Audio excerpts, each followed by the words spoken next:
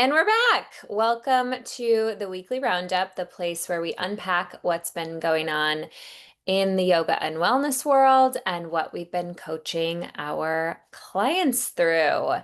I'm here with the amazing, part of the amazing YC team, coaches Terry, Carol, and Josh. I'm Bridget, and we've got a lot of good stuff to talk about today. Who wants to kick us off? Josh, please. After I you. was like, Terry's not talking yet? Oh my gosh, I better get in. I was reading an interesting article that was referencing some studies I was looking up for a project that I'm working on behind the scenes for a lot of our curriculum and coaching stuff around project management. And so this has been coming up a lot on calls. Project management's like the cool way to say it, but what are we talking about? It's like, how the hell do you track tasks across multiple people, departments, and a varying time frame so that you like see what's getting done, know what to prioritize next, know what your workload is. And so my experience is your average independent studio just has nothing, basically. Or actually, that's not true. They all have something, but it's Mm, never a systems level thing. yeah. It's like, well, I happen to have an Apple phone, so I use Apple Calendar and I use the Notes app or the Tasks app or something. I'm like, well, what does your manager use? And they're like, well, I know they use something, but I'm not really sure. And then we find out the manager isn't on Apple and they use sticky notes and something else. And so the hiccup becomes, right, which like my proclivity is to write stuff down like that too. It's just at some point the spider web's too complex. Yeah. Like you just can't keep your finger on the pulse of things. So it becomes not like a good idea. I think it becomes a necessity to the point that certainly we've had the experience. If a studio doesn't put some sort of project and task management system in place studio wide, that in itself becomes the suppressing force. It becomes the thing that prohibits you from growing because you like just quite literally cannot get your whole team organized well enough to go past a certain level. There's just a lot of shit going on. And also as an owner, if you try to go past that, you just get super stressed out because it's just like the mental load is enormous. Totally. So I think it's important. I guess the crux of it is this study that was really fascinating was saying 35% of teams with 10 or less people stop using their project management tools after 1 year. 28% of teams of more than 10 stop. But then specifically, a corroborating study was saying if it's a brick and mortar business that is independently owned, studios, it's 53% drop it after a year. Hmm. And it's less than 50% who even attempt it in the first place. And Yeah. that is totally in line with what we're seeing coaching with studios. So I thought that was an interesting data point to just look at what's happening. I totally agree with that. And I think a lot of it goes towards when you started talking about that, my first thought was, and then it bears out, it's like anything, and we see this a lot in coaching, is people sign up for software and they never learn how to use it. And I think that's why it falls off so dramatically, is that it's like anything, any tool. I've been reading some historical fiction about the prehistoric Neanderthal type era. Anybody who's ever read the Planet of the Cave Bear Earth series, it's fascinating. Anyway, and it's all about learning. If you have a tool, you have to learn and practice how to use it to get proficient at it. And I think fast forward from, the Ice Age to the 21st century, we forget with all the technology we have, you still have to learn how to use it. And whether it's like an Asana or even a ChatGPT or or Microsoft Word or Google Docs, or whether it's Walla or MindBody or Moments, any of those things, If nobody in the organization takes time to really learn how to use them, then you're going to abandon those tools. And I think that's why sometimes you see people software hop, right? They're like, oh, this software is not working for us. Oh, we're going to go to this next software because it can do all these things. Well, let's face it, most of the softwares out there do pretty much different things. They all have their own individual flavors and depending on what you're looking for. But it's like, have you heard the expression, wherever you go, there you are? So if you didn't learn your own software and you switch to a new software, there you are, because you haven't solved the initial problem, which is somebody's got to get in there and learn how to use it. So that's, I think that absolutely bears out to what I see and what we see in our coaching. Yeah, as the saying goes, having means nothing if you don't know how to use it. So that's the thing. Exactly what Terry's talking about. Um, yeah, it's funny to me because when I was in IT, before I quit and ran away and started to become a yoga teacher, we used Gantt charts, and it's like this whole big project management is a huge piece of IT. Yes, I I was in IT years and years and years ago. But that was like the next level I would be going to is like project management. And I thought, "Ugh, that sounds awful. I'll leave and go open a yoga studio." And then I needed to figure out a way to, yeah, like manage people, which is a whole skill in of itself. Anyway, I think that the key thing is like start simple. And what I've been doing with some of my clients is like just for yourself. Can you set up your tasks in a way that makes sense and like it's in some sort of calendar in a way that you can use it and it's simple, but then you can scale it and you kind of start to see how this can be, you know, rolled out to the entire team in some way. So you don't have to go big right away, but start with something other than paper and a pen, because that was definitely how I operated for a long time too. Yeah. Yeah, I feel like I like to represent the average yoga studio owner here because I was definitely for a long time like I had never worked a regular job, so like there wasn't this big like I'd been like a server and a yoga teacher for like my entire career. And when I was in college, like it wasn't that techy yet. It was just basically like, I mean, we didn't even really use Google Docs, I don't think, when I was in college. I think it was all like still Word or whatever.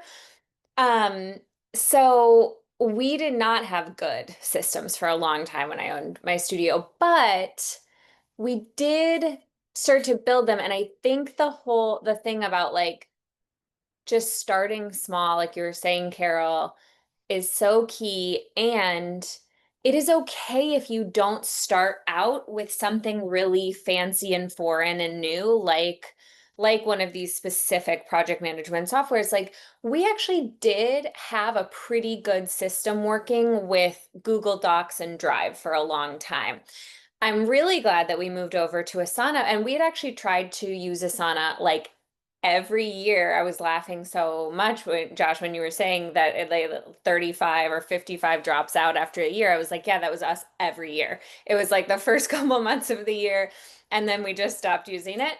And every time I like hired a new assistant, like I'd try and get her into it, and it just never worked.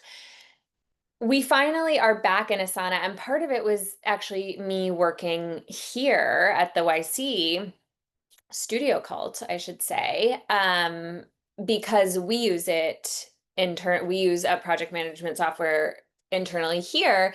And so I was like, okay, finally I'm getting the daily use that I need to actually learn it, and I'm forced to learn it. And so now I've taken it to my team and it's a lot better. The other thing is having a team that you are responsible for, and you can just tell them that they have to use Asana, like that can just be, and that helps me stay accountable to it too, because I obviously have to use it if I'm expecting them to have it. The last thing I would just say is, um, it is the one thing it can do, like a thing like Asana. I've also heard great stuff about Monday, Monday.com or whatever it's called. The other thing that just Google Docs actually started to be able to do this a little bit. It's just not really made for it, but the dates and stuff, like there's nothing that can replace, like my manager used to have a Google Doc full of her weekly or her monthly and weekly tasks, and now it's just in Asana and she can put a due date on there so we can all see that every day and just like what's due this week. So anyway, those are my thoughts. Kicking it to Josh. You were in the 50% fall off multiple times. I love it. I mean, even us with this business, with my studios, with a cleaning company I had, it took me years to fully, I guess, commit psychologically to the necessity of this. And so I think one of the things that we're calling out is in the beginning, start small, but it's because you're like on a path of growth of using something like this. And in the beginning, it will feel maybe unnecessary or overkill, or there's actually a magic moment. Like in the very start, it maybe is unnecessary. And then there's this moment where it's like, we could keep going how we're going and still have growth, and it wouldn't actually be the limiting factor. So it doesn't feel like a priority. But then all of a sudden it catches you. And that's the thing that happens. It's like then you're like kind of backtracking and trying to figure out all this stuff. And sometimes that's not the most optimal moment to do it because it feels like there's pressure of performance and to build something that's much bigger than you need, et cetera, et cetera. And so I would just corroborate everything you guys are saying that like I would start a little earlier. I would start with like just do it yourself as the owner, figure out a system that works, but think about it from this is a business level thing. This isn't my personal how do I want to organize my tasks? Although, yes, it is. It's how would this scale out to more members of the team over time to have us better connected? Um, the notes that I took on it too was like sometimes it's helpful to identify why things fail, like why is something difficult, because it lets you know how to avoid that or how to be prepared for it, even just mentally. And so going back to Terry, what you were saying too, when you adopt a new platform, that's sort of like shiny object syndrome, you're like, oh, it must just be the platform. We'll switch to this one. And it's like, it's not the platform necessarily. When you take on a tool like this, there's some weird thought that, and if you talk to a sales team or you read Monday.com's website, they're like, start managing your tasks by tomorrow. It's like this, you're going to be ready to go overnight. Like that is absolute horseshit. No chance. There is no system that does that. Period, full stop. It's not a thing. And so like the setup component of it is not a one-time setup. It is a ongoing days, weeks, probably months actually phase just to appropriately get things set up. It's just that's the undertaking. It's way more than you might anticipate, which can be a deterrent, but I'm not saying it for that reason, but rather just like you've got to realize that that's the case. Um, and then as a component of that, the problem is this adoption. And so going to what you were saying too, Bridget, about like the fact that you can just tell your team, we use Asana. Here's how we use it. It's the same thing with our team now. Like in onboarding, we go through it. It's not a question. Do you like Asana? Maybe it would be helpful for you. It's like, this is the system that we use in this business, period. Because you have to get everyone on it. So long story short, it's the word that comes to mind for me is habituation. If you've been using Google Docs in your phone and you're comfortable with that, then you go to use something else. At first, you don't like it. And employees are the worst at this. You're like, okay, we use Asana. And they're like, well, I don't really like it. Like, I'm just going to write it down in the notes on my phone. Or I like Evernote or whatever it is. Cool. But I didn't ask if you like it. It's like, this is about habituating this is the place to go to even like have your brain think I'm writing a task down because we had a meeting. Where would I write it down? Oh, Asana. I better open Asana. I better put it in this project. Like just your brain doesn't even do that path at first. And so, yeah, the drop off part is because of lack of habituation, I would say, not lack of building it in a complex way, not lack of seeing the benefit of it. It's like literally just if you just had one project list where you just put your stuff in it and then your manager just puts their stuff beside it and you had due dates. That's the starting point, and you just religiously stuck to that as the source of truth for all tasks, full stop, period, for 6 months. Like that's all, that's what it takes. And then you would expand from there as you feel necessary, sort of thing.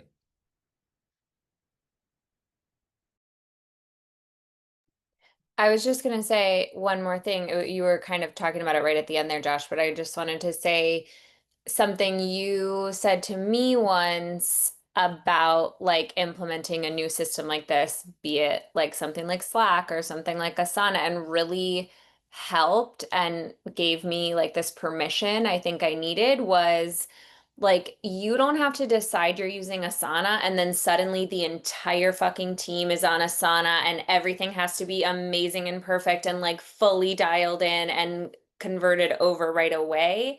Like, just start with like, you could even start with just your tasks in there. I think it's nice if you can get one other person in there because then it's like, you keep each other accountable. Like I did this with my manager when we switched to Slack, which is like, if I text you in WhatsApp, tell me to shut up and go over to Slack. Like, and then you do the same for me. And like, we just keep each other in here. And so it is really helpful if you have one other person. So, so I just wanted to like really underline that, which is just like start with one thing for like a month or 2 months or 3 months, and then get the rest of the team slowly in there if that's your goal. Yeah, what you just brought up for me, Bridget, is like there's a thinking process, a psychology to that this highlights. It's not about this specifically, and we see it as coaches all the time, and it's a subject matter that we end up talking about with clients often, and it's the idea of binary thinking. It's very often, and I have to say, binary thinking is a condition of, or a not condition of, symptom of entrepreneurial burnout. It's like one of the strongest symptoms. And so what that looks like is you start just looking at thing in absolutes of black or white. It's like I have to commit to Asana and get my entire team on it and utilize it perfectly now, or I should not use it at all. And if you zoom out and calm yourself down, that's insane. Like no one actually thinks that that sort of thing is true. You do have to psychologically commit to, I'm going to use a project management tool like Asana, and that's an ongoing process. Like the goal would be everything's integrated there at one point, but that doesn't mean today. That's the commitment, but it's not this black or white binary thing. I see this all the time, even just as another example. Like I was talking pricing with someone recently, and we're talking about the price, the specific dollar amount of their intro pass, which is usually not where we spend a lot of time talking because the truth is we have kind of a formula for it. It's just not that complicated. You don't need to. And so, but we were really hung up on like a $5 or $10 difference or whatever. And what I realized was happening was we were talking about where we're going to put this price in place and then I'm going to put advertisements out about it and I'm going to make a poster on it and then it will never fucking change again. And it was because they hadn't changed their intro in 5 years. And so it just made it's that binary thinking again of like, if I change this, I'm making a decision about everything in my business associated with it forever. And so I can either not change it or I can change it, and there's no flexibility whatsoever. That's just not how it works. And it, like, change your intro today, change it tomorrow again if you want to. I mean, I wouldn't recommend that, but you could. You're the boss. And so just it's like breaking out of that thought process to see the kind of forest through the trees, I think is the key to also being prepared to adopt something like a project management tool successfully. I was going to say, to your point, Bridget, and Carol, to your point as well, is I do think having, like, if you're going to switch to something like a project management, having at least one other person. I think, like, whoever's you consider your like leadership team or your right hand person or your go-to person, I think is really impactful. And then also, we talk a lot about this too, is what are the rules of engagement, particularly something like Slack. It's like what defining how you're going to operate within that system, because then that can, and even if you're not sure in the beginning, you can kind of build it as it goes, but there's a certain SOP for how to do the SOP kind of thing, if for want, getting to kind of get in the weeds a little bit about it, but he's setting it up so that here's how we set things up. You know, we went through this whole thing of a naming protocol in the YC, right? We went through, this is how documents are supposed to be named. And the reason we did that is we were getting so much stuff, it was getting hard for us to find stuff. So those are the kind of some of the things that in the beginning, just think about what's the best practice for setting us? How do I want us to move within this system? I mean, even within like your software, like your core software, whether it's Wall of Mind Body or whatever, it's amazing how when you start looking in some client software, how chaotic it is. Because things are set up so differently, depending on who's setting it up, whether it's the manager, the owner, or somebody else. It's like and that's where things can kind of get like really out of control. Whereas if you just in the beginning, another good is like setting up your QuickBooks, and you know, all of those things, just have a little thought to it. It's like, what do I want to get out of this? And what data am I going to want to get later? And how is it going to be easier? And maybe you don't know right at the beginning. However, I think most of us, we're intuitive creatures, might be able to think, okay, I think this is one of the things that I would like to do. This makes sense to me based upon I want this outcome. I don't know, is that making sense?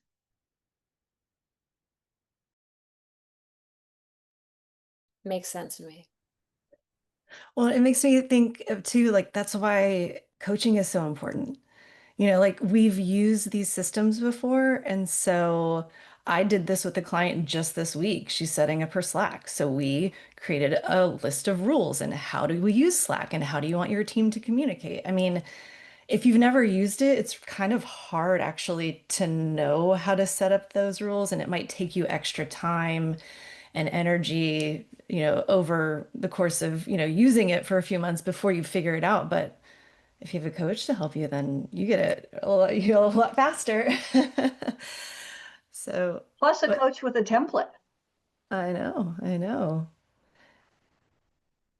I was just thinking as you were saying that, Carol, like even I was already using Asana for maybe 2 years. This is 8 years ago.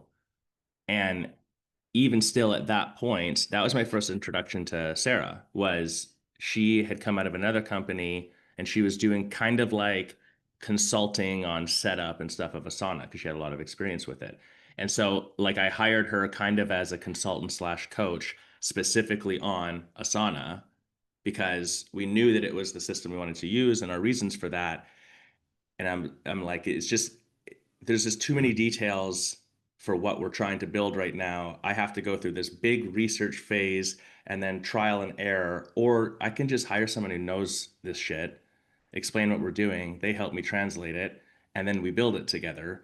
And so what we accomplished in 3 months getting it built because of the coach role that she was in, I definitely would have got there, but like it would have taken me at least 18 months, 2 years, like looking backwards now. And so, yeah, I mean, that's always the key is coach, mentor, other person in the community, whatever, who's the person in the specific unique subject expertise that you need that either is or better yet understands the immediate next 1, 2, 3 steps. That's what you're looking for, I think, to like, I don't know, speed up your process. You're not looking for the person, if you're talking about just like a colleague, the person who's 28 steps ahead of you in the same thing in business isn't very valuable to you anymore, which is a weird thing to say. It seems like they would be, but their like entire perspective on the actionable stuff that has to get done is too far ahead. You won't get it. You don't have like the core foundation to get what their value is. You want the information that's 2, 3 steps ahead of you at any point. So hence why the coaching industry exists, because a coach is 58 steps ahead of you, but also has a plan and viewpoint of seeing you where you are and understanding the next 1 or 2 steps. So it's one of our coaching practices. I'm not going to give you the step that's 4 years in front of you. That doesn't even make sense. Why we wouldn't even talk about it. We're just going to talk about what's the most high impact thing right now. Tangent. I have just one really cool thing that we've been doing in our project management. And I feel bad just only talking about Asana, but because I think there's tons of great stuff out there. So look at all your options. But we are at my studio, we use Asana, and a couple of my clients do too. And like, so for a client recently, she's got an open house coming up in a little less than 2 months, and we just like brain dumped a bunch of our YC resources, a bunch of like our coaching call summaries, and we put it all into ChatGPT, and we were like, give me an Asana style like um project where you break it down by sections with due dates and stuff based on everything we've talked about here, so that by the time our open house happens on this date, we've broken down each week into manageable bite-sized portions, and it was amazing what it came up with. And it's like our full plan now of like everything they need to do. And I've used it a bunch that in that exact same way. I've been working with my team on using it that way for our member September that's coming up really soon, and just like break this down, and then you just copy and paste. I think there's a cool way where you can turn it into like an Excel sheet or something and then upload it into Asana, but I haven't figured out anything like that yet. But it's Yeah. really easy to just copy and paste the bullet points, and then they show up as tasks anyway. So it's easy either way, but that's just a really cool thing I've been doing with myself and my clients lately. And one to take it to a next step with that, Bridget, once you've got that, make in Asana, make it a template. Oh yeah, for sure. We've been doing so many templates. It's been amazing. Yeah, and then every year you just start it over again. Duplicate template. Yeah. Yeah. I've been working on the same thing with clients in Asana, like workshop templates, anything that they do on a repetitive basis. Do the work up front, and then all you have to do is hit duplicate and then assign who's doing it and the due dates. Yeah. Asana, again, like we're not Asana brand ambassadors or some shit. We just talk about it because we use it. And also we've gone through the effort from the perspective of the studio level, like what is out there, what makes sense to use whatever you want. It's very common that we encounter studios that are using something different than Asana. And my experience has been that can be fine. And it also can be limiting. Like the two examples that come to mind immediately is a lot of studios, especially in Oceania, really like Trello for some reason. That was like a big thing. And then also Evernote. Those are the two that for a minute like really had a lot of traction. Neither of them, I would say, are pure full-on project management tools. They're really like a boards tool or a notes tool that you're then using for project management. Same thing, the uptick like pop culture TikTok thing that everyone is running their mouth on right now is Notion. Notion, it's just not like it looks cool and it's super user friendly. It's just not built for this. So even though they say on their own website that it's a project management tool, that isn't its intended original purpose and build.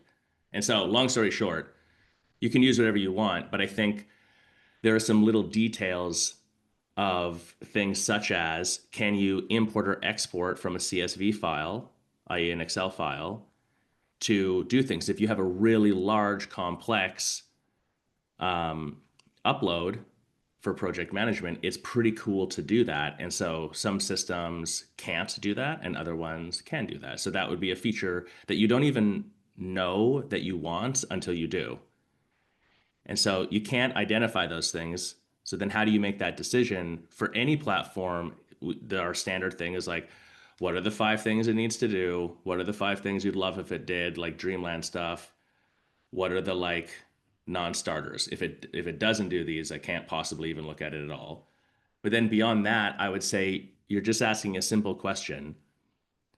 In what is this platform trying to be right now? And what was its original intended purpose? Asana was originally intended to be a project management tool. It is trying now to be only a project management tool.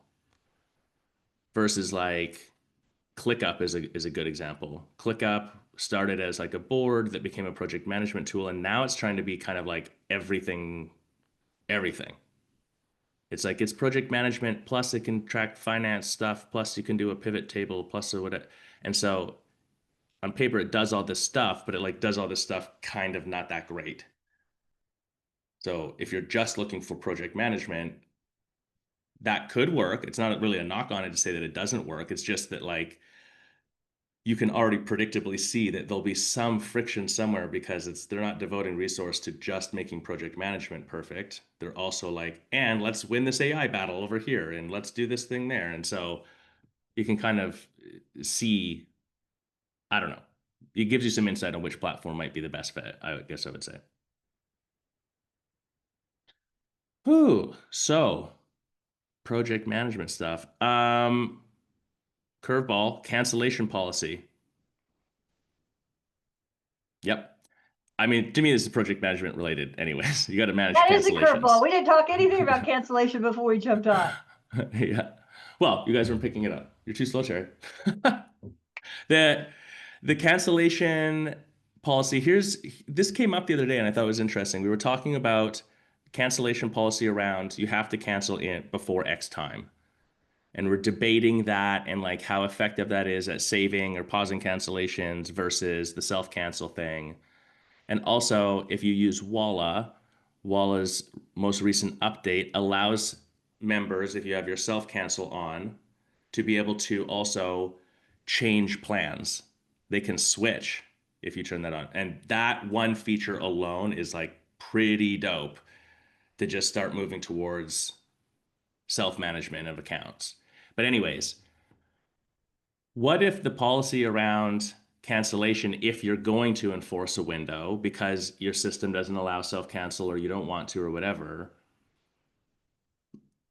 and this was a question from an owner I thought would be interesting to bring to the roundup because I kind of like it. What if I cancel inside your 7-day window, I get an auto message that says you're inside the 7-day window, we will process your cancellation and we'll refund the last payment to your account, or we'll just automatically apply it to a discounted 10 pack, no extra charge to you, or a 5 pack or whatever like that. It's like you have it in the upfront contract was the question, where this is the established path of how you can cancel inside my cancellation window.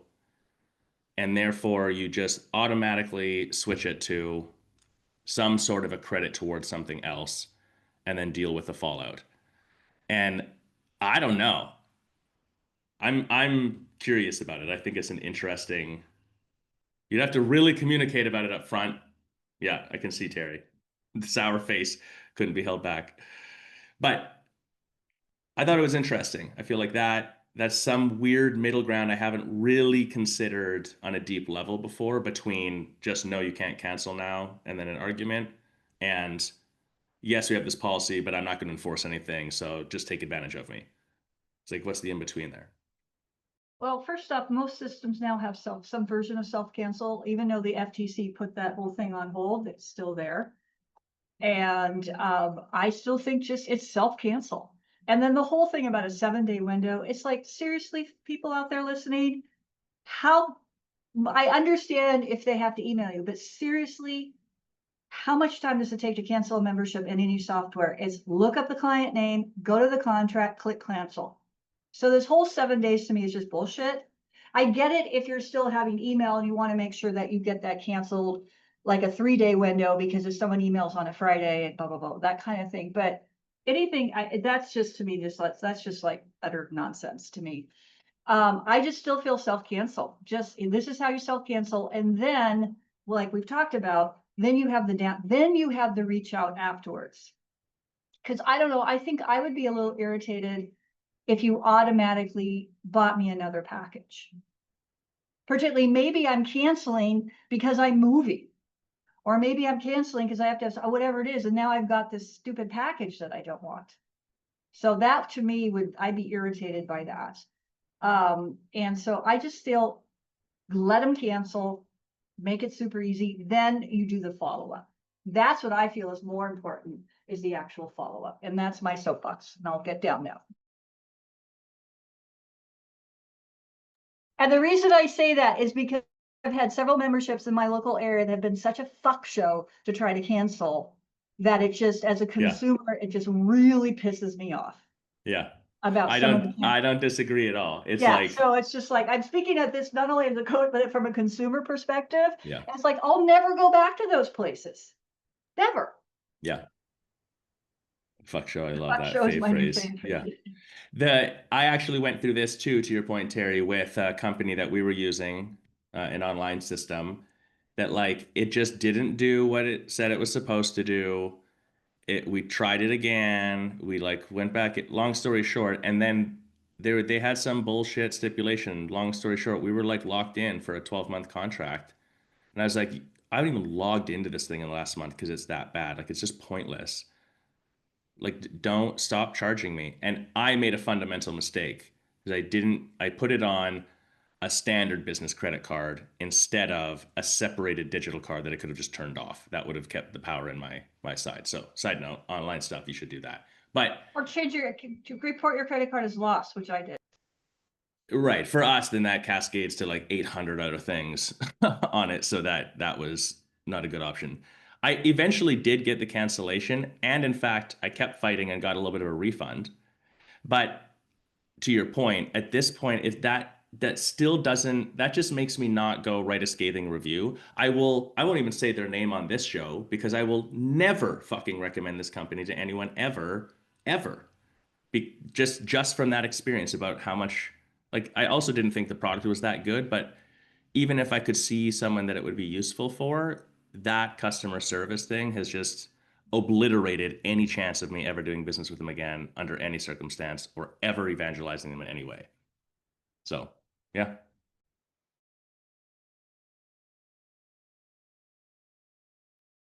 What would you do, Carol? I don't think there's much more to say. I think you said everything, Terry. Yeah. I mean, the only thing that comes up for me is when people want a refund after the fact. Like that is where, they have actually waited until their payment went through. I mean, it doesn't matter to me if they were in that window at our studio and I saw it in time, like I would sort of politely say, well, even though you're within the 5 days, I'm happy to go ahead and cancel. Like it was sort of like kind of to let them know about the policy for next time, but I'm happy to end your contract right now. But the ones with the they wait till it actually goes through. That's another, you know, discussion, I guess, altogether. But a lot of times I would just be like, sure, I'll refund you minus a $25 admin fee because there's all that going on. I mean, there is somebody that has to process it. Then your business is getting charged the credit card processing fees on both directions, coming in and going out. The yes fee. Yeah, didn't you have that, Josh? It had something like Yeah, we had the yes fee. Mhm. It was in everything. It was in our upfront waiver you signed, even just so it was whatever. It was $35 at the time. I'd probably do 50 now.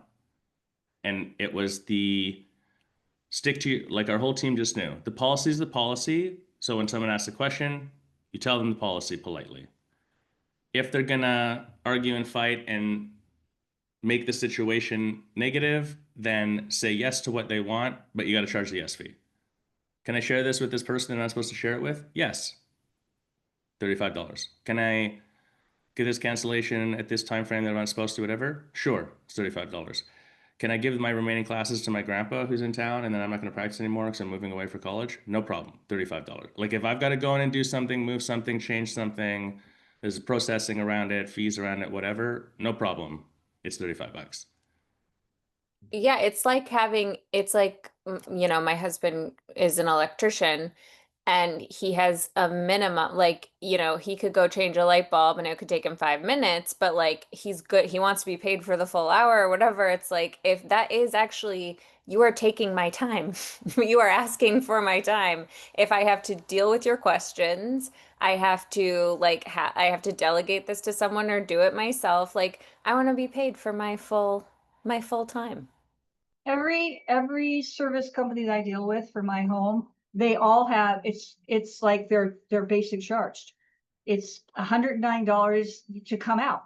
Even like you said, that's part of it. Now, what a lot of them will do is, if you then, like when I had my HVAC system last month, is they would, the company I went with took that off of the estimates. They were, because so when I went with them, they rebated me back that service call. But yeah, it's like, your time is, your time is worth something, which is why I always, this is totally going off tangent, but since we brought up time, people's time, and what it's worth, is why I always say when studio owners ask me, well, what should I do about a split on a workshop or this or that?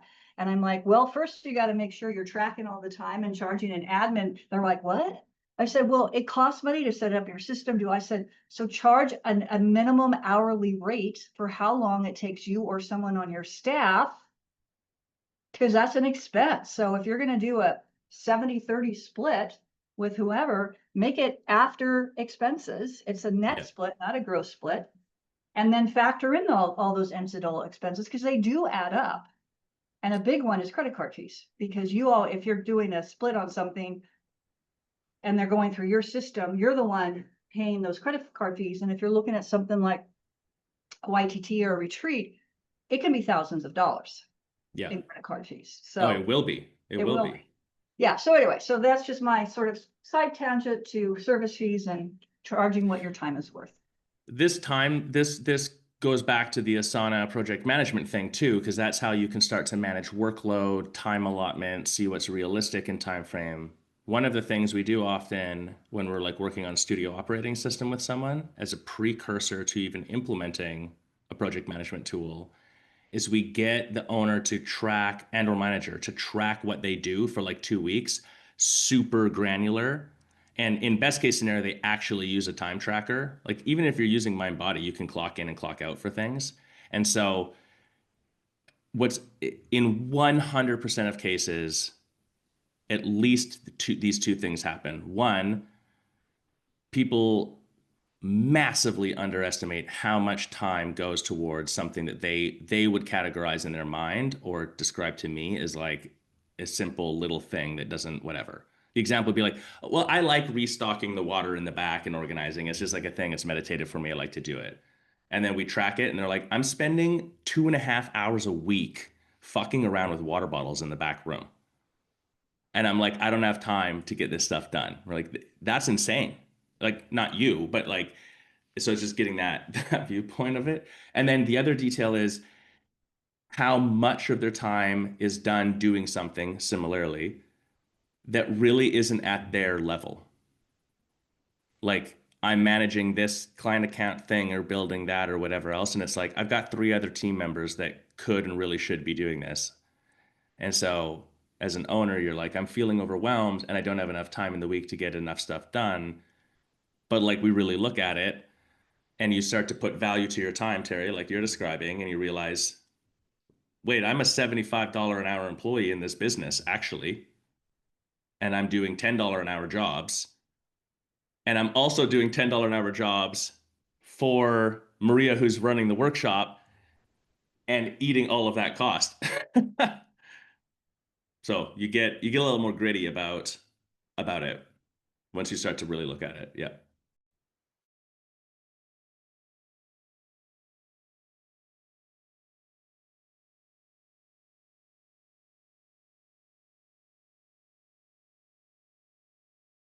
Maria, we haven't heard your voice, or one of our newest coach. What do you think about all this chatter as a brand new studio owner?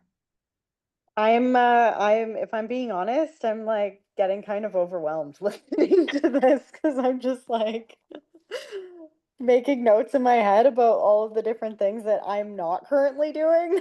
Yeah. Like I need to be doing. And you know, yeah, it's a lot.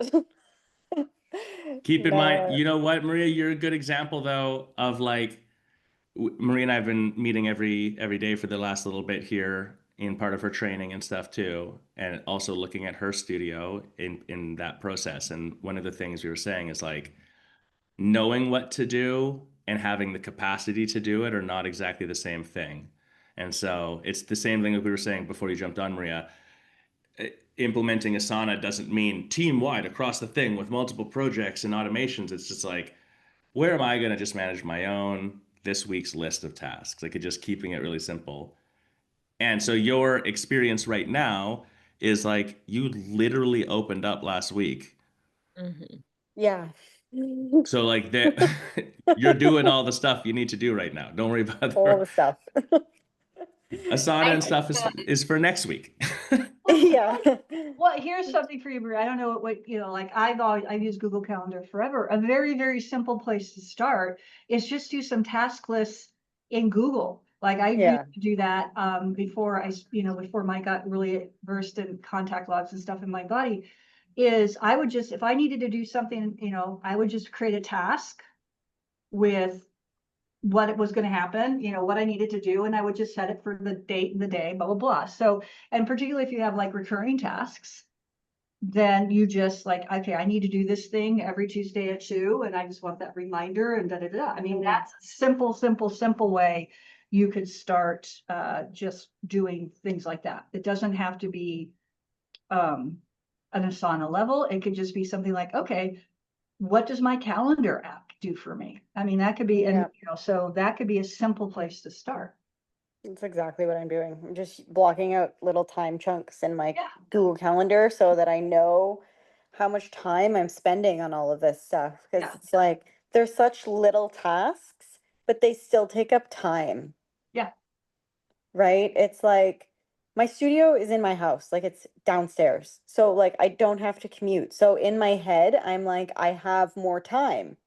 But then I'm like, okay, I need to get the filtered water. I need to, cut the lemons for the water. I need to move it all downstairs. Like I Oh, only girl, have you're two doing lemon hands. water? Oh God, I'd avoid that like the plague. No, but that's a good point. So here's a tip for you too that we coach towards is, I mean, right now you're doing a lot of those things and you'll get those down, but create little time blocks for yourself on your calendar Yeah. where it's like, this is where I'm working on my business.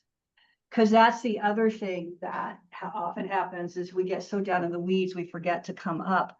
So even if you just blocked out like an hour a week or an hour twice a week or 2 hours a week, like this is what Hmm. I'm doing the things I need to do to grow my business, work on my business instead of in my business.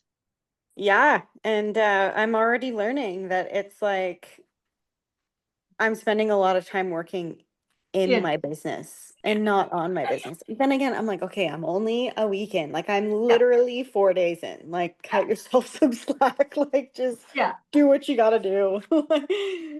So I also want to say, Maria, that I sometimes get overwhelmed in the roundup, like learning all the stuff that I'm not doing. My business 8 years in, I have literally, I'm looking at the sticky note that I keep up when we have any kind of like meeting, or if I sit in on a coaching call of Carol, Terry, or Josh's, and I'm just sitting there being like, oh, that's a really good idea. Like, yeah, write yeah, that down. And I'm 8 years in. So yeah.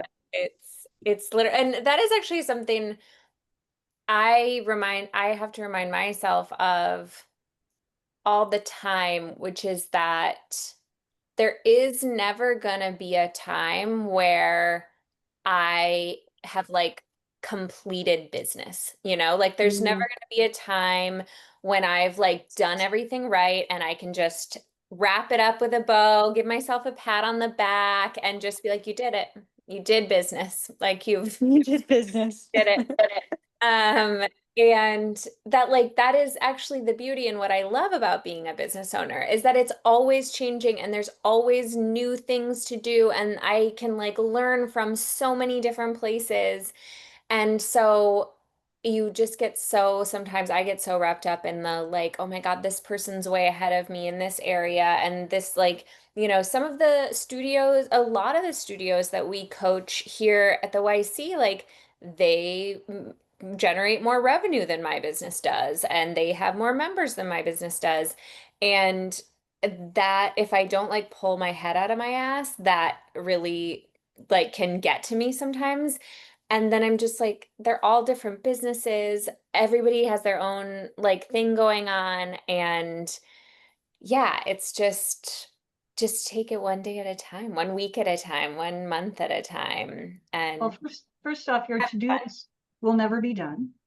But No, you can tie little things up with a bow. It's like, okay, I need to get this email sequence written. It's done. I tie that up with a bow. oh, for sure. Yeah, you Right. can Because the only way, and Carol, you can jump in and agree or disagree with me on this one. The only time when you actually can wrap it up with a bow is the day you've got the cell check in the bank and you don't own it exactly. anymore. That's when you're like, okay, done. Right. Yeah, Yeah. totally. That's when I did business. That's what I did. Business. I did business. I Did did it. business, right? Completed. And then the one thing that I did early on, which was really helpful, and maybe Maria for you, is I kind of just went this way, is I made Monday because I normally didn't teach on Mondays, because I taught most of the weekend. So I usually took Monday off from teaching. And I made that my office day, like 2 hours every Monday, because I did payroll. I did my own payroll, my own books. I did my own booking, my own payroll up until like the last, year of owning my studio. So that was when I would do payroll so then I just got into that habit of doing those things to work on my business. And even though it wasn't a ton of time, it also really helped me. And then the other spot of time is when I had my coach. It was like, oh shit, I got to get my homework done because I'm meeting with my coach. And so I always would do stuff right before my coaching call. So Right. that's the other thing I tell some of my clients, hey, just give yourself some time right before we jump on our call. So there's a couple of just really easy things that you can do to block some time out on your schedule. Mm. Okay. Thank you, Carol. Oh, I just wanted to say, I remember as a studio owner listening to these roundups and watching all the videos, and same thing. It was always like, there's so many things I'm not doing. However, it was just the education of it, like, was so helpful, and me hearing things sort of in a repetitive way was helpful so that I knew when the time was right. Okay, now's the time we need to implement Asana. Now's the time. It can be, I love what you're saying, Bridget, because we do start to compare ourselves, and that's just it steals your joy. So just stay in your lane, focus on what you have right now. And it's evolving, ever evolving. And, you're doing great. You're doing great, honey. So, but yeah, we all are. And here's the ultimate doing great. I love what you said, Carol. You can list these things like, oh shit, I should be doing this. One way that can really help you identify what your lane should be is the summit.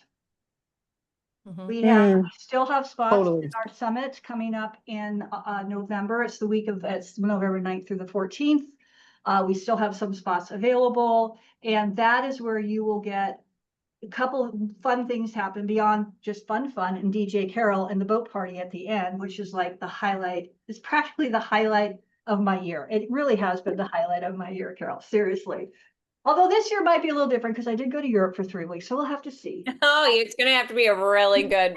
Yeah, I'm throwing down the baton. I'm throwing down the gauntlet for you, Carol. But anyway, so one of the things we look at is what is it that your business needs in the next year? Because to Carol's point, it's like, oh my gosh, I should do this. And it's all this, I should. So we cut through the shoulds and we say, this is what you will do. Yeah. And these are the top things you're going to do based upon your numbers and what you want, what you want to accomplish. And then that way you stay laser focused in the next year. Right. So that gives you that, okay, space to say, yeah, Maria, that's a great idea. However, we're not focusing on it this year. I'm going to put it down as a list that maybe we work on next year. Or, hey, I love that idea about adding this class, Carol, but we got to get capacity in the classes we have before we can, because that's where you get the ability and the clarity of where you need to be in the coming year. So if you're interested in all, let us know. We still have some spots available. And one of the, I think, and I never attended as a business owner, so Carol, you can speak to this directly, and Bridget, you'll be able to a little bit after this time, is hanging out with like-minded yogapreneurs. Mhm. So that you, to Josh's point, you can't, it's like 42 steps ahead. It's just so far in the future, but it's like, oh, I can see that. It helps you level up, to see what other business owners are done, to talk to them about how did you do this thing, right? So it gives you that working with a group of people. And then like some of the groups and things out there, these are people that are devoted to making their businesses successful. Exactly. It's not just like, this is no shade on anybody. It's not just a hobby or a side project. It is something that this is their livelihood and their career, Mhm. right? So if you're interested at all, drop a note below, check it out. It's on our website. And I think with that might be, what do you think, Bridget? I think that's a good way to close out. Totally. Let me close us out. That is a wrap on this week's weekly roundup. Tune in every Friday right here on Facebook, or subscribe to Studio Cult TV on Spotify, YouTube, Apple Podcasts, or wherever you're listening from. And we'll see you next week. Bye. Bye. Yeah.